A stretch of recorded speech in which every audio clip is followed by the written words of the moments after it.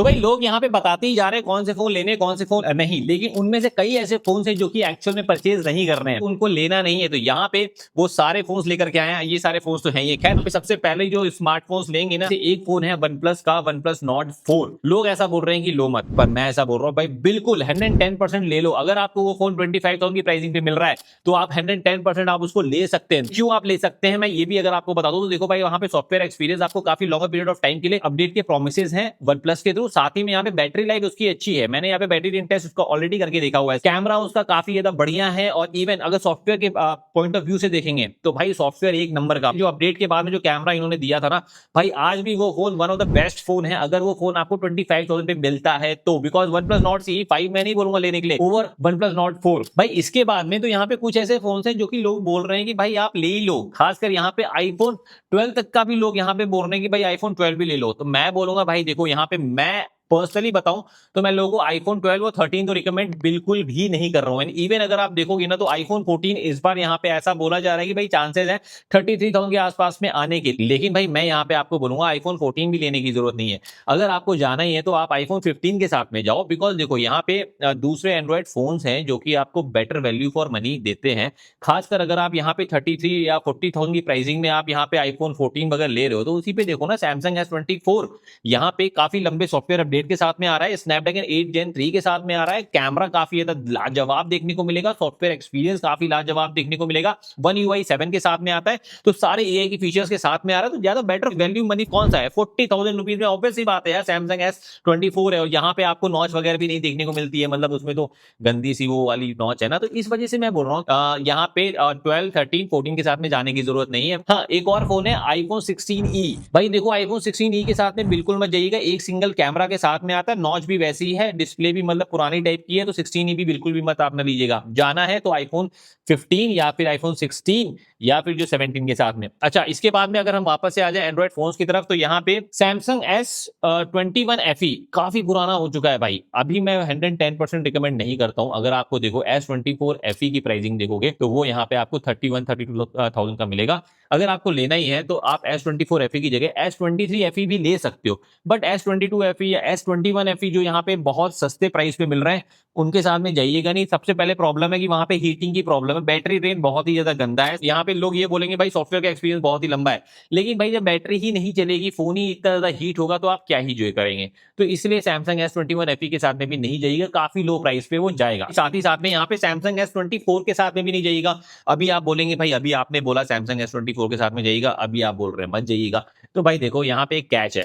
Samsung अपना launch कर रहा है सैमसंग S24 स्नैपड्रैगन वाला वर्जन इंडिया के अंदर। इससे पहले ये यहाँ पे कनाडा, चाइना और एक आध कंट्री शायद से यूएस में लॉन्च किया था। अभी तक कि इंडिया में नहीं आया था या फिर दूसरे अदर कंट्रीज में नहीं था। तो अभी इंडिया में ये आ रहा है स्नैपड्रैगन वाला वर्जन। तो एक्सिनोस वाला वर्जन है जो सैमसंग S24 का, उसके साथ में मत जाइएगा। हीटिंग, बैटरी में बहुत कुछ प्रॉब्लम देखने को मिलेगी।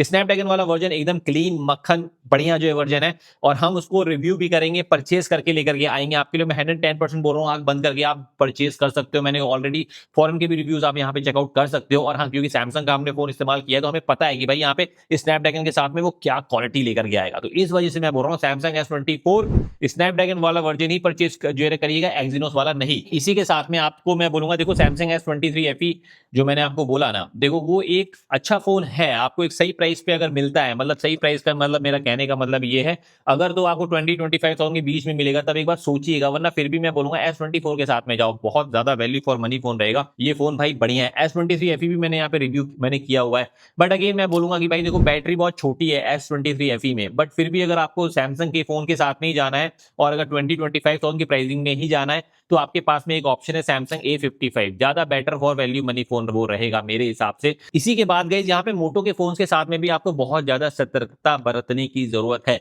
मैं ऐसा क्यों बोल रहा हूँ, देखो भाई मोटो के कुछ फोन्स हैं अगर आप देखेंगे तो यहाँ पे 1 साल पुराने हैं, लेकिन उनमें बहुत सारे इशू है। जैसे एग्जांपल के तौर पे मोटो एज 50 प्रो, ये फोन में भाई अगर आप कैमरा से फोटो खींचने जाएंगे ना तो इतना ज्यादा लैग है कि कि आप खुद ही परेशान होकर के फोन को रख देंगे। यही नहीं, अगर आप देखेंगे Moto Edge 50 neo, Moto Edge 50, ये सारे फोन जो 50 वाली सीरीज है ना, उनको आप अवॉइड करिए। जाना है तो 60 की सीरीज के साथ में जाइए। इसमें आपको शटर लैग या कैमरा लैग या सॉफ्टवेयर में लैग वगैरह नहीं देखने को मिलेगा, ज्यादा बेटर फॉर वैल्यू फोन रहेंगे। और साथ ही साथ में मोटो के फोन के साथ में एक प्रॉब्लम और देखने को मिल रही है, खासकर 50 वाली सीरीज में, कि सर्विस सेंटर के चक्कर बहुत ज्यादा लोगों को लगाने पड़ रहे हैं। अभी जो यहाँ पे ट्विटर वगैरह पे भी जो सीन चल रहा है, तो उसकी वजह से मैं बोल रहा हूँ 50 के साथ में मत आप जाइएगा। 60 के साथ में अगर जाते हैं तो अभी उनका सारा सिनेरियो बढ़िया है, आप 60 के साथ में जा सकते हैं। तो भाई इसके बाद में यहाँ पे ऑनर के फोन, स्पेशली जो ऑनर 200 वाली सीरीज आ रही है, उसको तो कतई मत लीजिएगा। अब ऐसा मैं क्यों बोल रहा हूँ, देखो अगर आप देखेंगे हार्डवेयर वाइज, सॉफ्टवेयर वाइज काफी अच्छा फोन है। यहाँ पे काफी अच्छा आपको कैमरा की परफॉर्मेंस भी दे रहा है वो फोन, और यहाँ पे डिस्प्ले भी काफी ज्यादा अच्छी है। लेकिन पता है,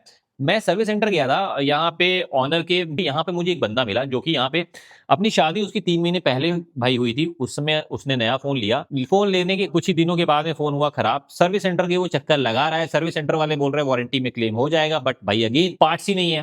मतलब 2-2.5 महीने हो गए, 1.5 से 2 महीने के आसपास में मुझे वो मिला था। मेरी अभी भी बात हुई है, अभी तक कि उसका फोन रिपेयर नहीं हुआ है। और इस मेरी वीडियो भी अगर आपने देखी होगी शॉर्ट वाली, तो उसको डले हुए कितना दिन हो गया, तो ऑलमोस्ट 6 महीने तो आपके वारंटी के ऐसे ही चले गए, जहां पे फोन ही नहीं इस्तेमाल करने को मिला। तो भाई ऐसी तो भाई सर्विसेज है इनकी यहाँ पे, तो बस इसीलिए मैं यहाँ पे बोल रहा हूँ। साथ ही में अपडेट भी बहुत ज्यादा इनकंसिस्टेंट है।